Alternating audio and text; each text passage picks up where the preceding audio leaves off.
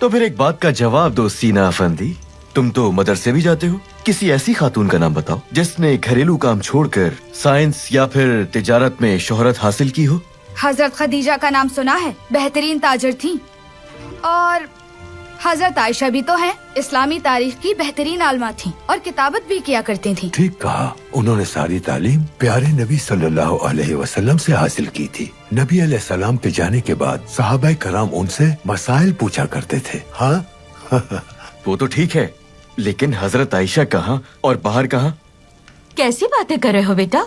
बाहर मदरसे जाए तो वो भी अच्छी आलमा बन सकती है। ऐसा ना कहें, ये सीना क्या कम है जो बाहर भी मदरसे जाएगी? हारिस, आम तौर पर लोग ऐसा ही सोचते हैं। इस्लाम ने न सिर्फ बेटियों को जिंदा दरगोर करने से रोका, बल्कि उन्हें जिंदगी के सारे हुकूक भी दिए। तालीम भी उन्हीं में से एक है।